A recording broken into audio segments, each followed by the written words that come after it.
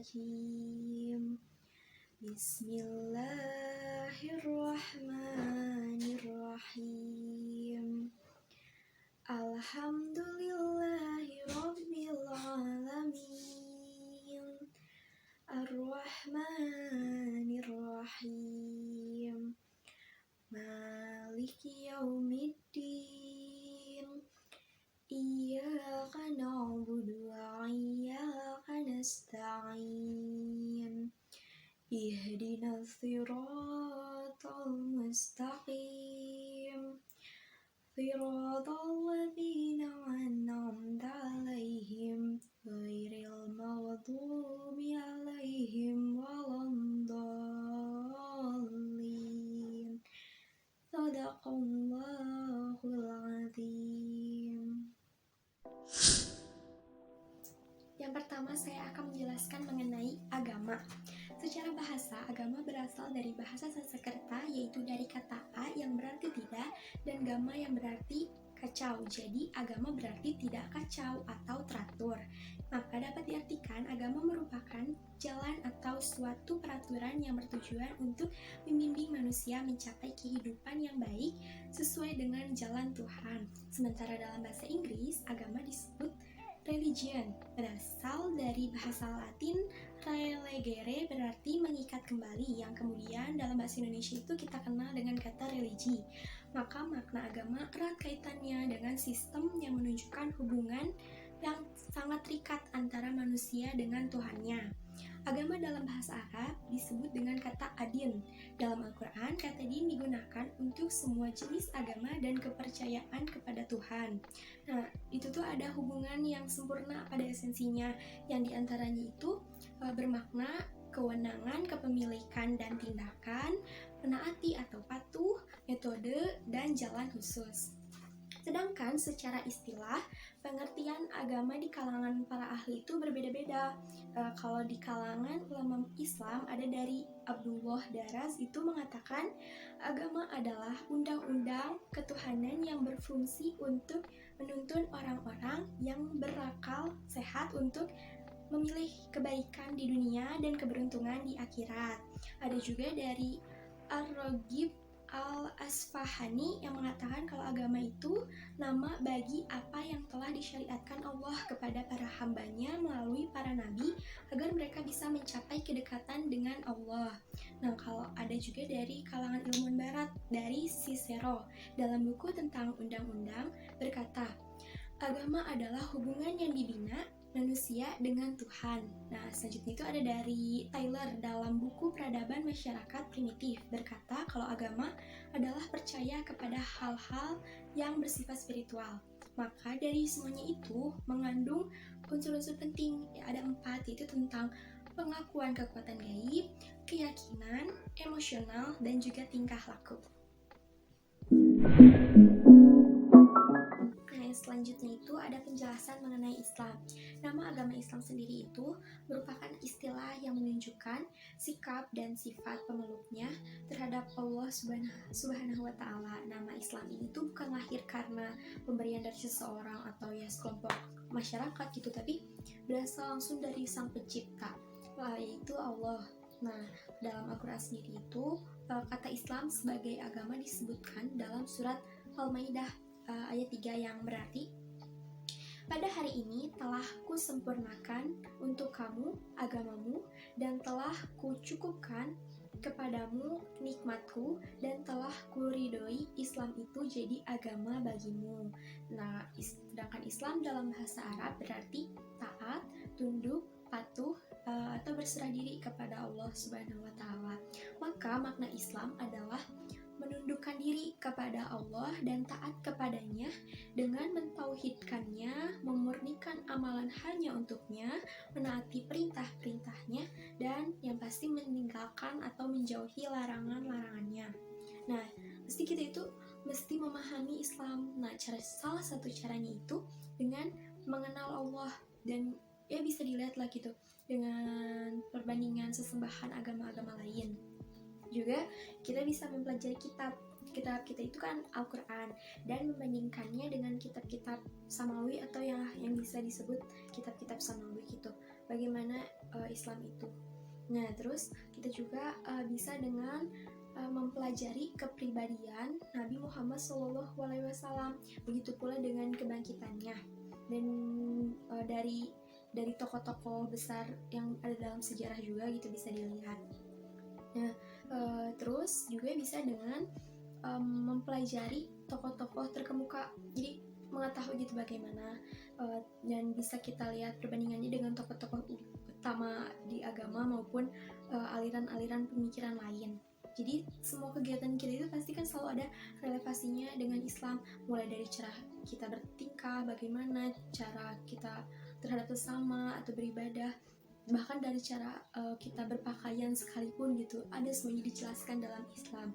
Jadi Islam itu tidak hanya menjawab persoalan ritual atau ibadah dan melihat sesuatu dari aspek fikihnya aja gitu, tapi Islam juga menjawab berbagai persoalan luas, jadi secara tidak terbatas gitu. Nah, jadi di kehidupan sehari-hari, di kehidupan sehari-hari oleh siapapun, dimanapun, dan kapanpun.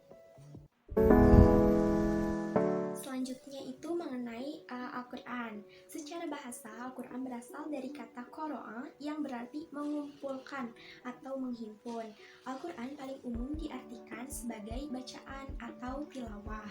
Nah, secara etimologis disebut sebagai bacaan suci atau bagian dari kitab suci yang dibacakan dalam ritual keagamaan.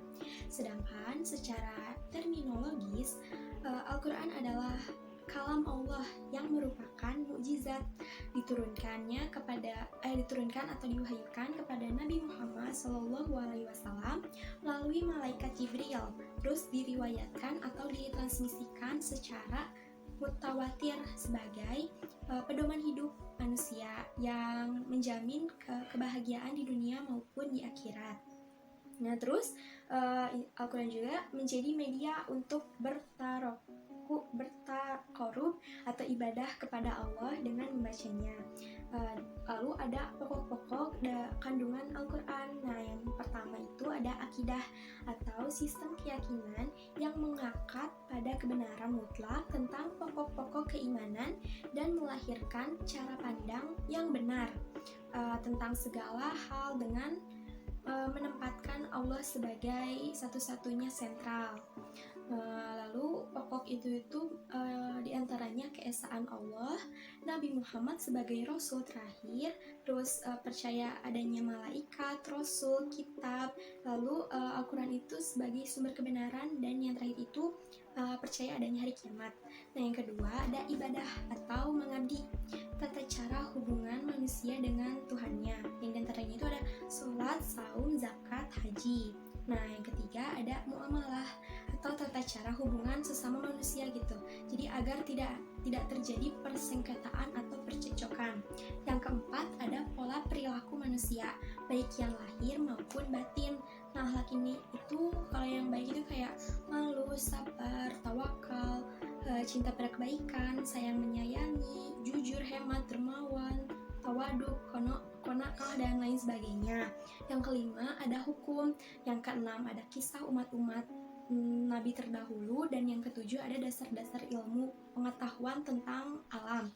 Nah, ini tuh ramalan ilmiahnya seperti tentang rahim, gravitasi, permuaian alam semesta, ruang hampa, pertumbuhan dan perkembangan manusia, juga geologi. Yang selanjutnya ada pemahaman atau pengkajian, kayak cara berinteraksi kita dengan Al-Quran. Di antaranya itu bisa kita dengan mengimani Al-Quran, yang berarti meyakini bahwa Al-Quran itu adalah kalamullah yang diwahyukan kepada Nabi Muhammad SAW, yang dimana mengandung kebenaran mutlak, yakni kebenaran yang tidak memiliki cacat sedikit pun, dan merupakan syariat terakhir yang menyempurnakan syariat-syariat yang diturunkan sebelumnya oleh Allah Subhanahu wa Ta'ala. Terus juga dengan cara mengimani Al-Quran ini termasuk dalam salah satu rukun iman. Mengimani Al-Quran juga mengandung makna meyakini bahwa Al-Quran itu tidak meragukan dan terdapat petunjuk bagi orang-orang yang bertakwa. mengandung firman-firman Allah juga. Nah, yang kedua itu ada mempelajari Al-Quran dengan cara mendengarkan atau menyimak, terus membaca dengan menghafalnya dan memahami melalui kayak dari terjemahannya atau kajian tafsirnya, atau mengetahui asbabun nuzul, terus mempelajari gramatikal bahasa Arabnya juga dengan mengamalkan, yaitu dengan mengikuti itu untuk diri sendiri ya, secara internal, dan yang eksternalnya itu dengan mendakwahkan keterangan-keterangan yang terkandung dalam Al-Quran itu sendiri. Nah, yang terakhir ini penjelasan mengenai iman. Iman dalam bahasa Arab berarti al-tasydid, dan dalam bahasa Indonesia itu artinya pengakuan, kepercayaan kepada sesuatu atau ketetapan hati. Sedangkan secara istilah atau syaro itu iman adalah pembenaran Rasulullah SAW berkenaan dengan semua yang disampaikan dari Rohnya atau Allah. Pembenaran yang dimaksud itu mengandung unsur penerimaan, cinta, dan praktik. Adapun arti lainnya, yaitu iman adalah ucapan, amalan hati, amalan lisan, dan amalan anggota badan. Berdasarkan hal tersebut, dapat disimpulkan bahwa seseorang dinyatakan beriman bukan hanya percaya terhadap sesuatu, melainkan kepercayaan itu tuh bisa mendorong untuk mengucapkan dan melakukan sesuatu sesuai dengan keyakinan. Nah, Al-Quran juga memberi makna pada iman bukan semata-mata itu keyakinan atas kebenaran sesuatu ajaran, tapi menerimanya juga sebagai landasan untuk kita buktikan dalam perbuatan. Ada cara untuk meningkatkan iman kita. Di antaranya itu dengan mempelajari ilmu yang benar, seperti membaca, memahami Al-Quran, menelaah sejarah Nabi dan Islam dan kebaikan-kebaikan di dalamnya. Terus juga dengan memperhatikan ayat-ayat kauniyah, dengan taat beribadah kepada Allah, terus mentadabur Al-Quran, dengan kita memperbaiki sholat, memperbanyak bersyukur dan zikir, dan ya jauh-jauhi mengeluh, terus tidak terlena dengan kehidupan dunia gitu. Dan kita juga bisa berkumpul dengan orang-orang yang soleh dan yang intinya itu menjalankan perintah Allah secara konsisten.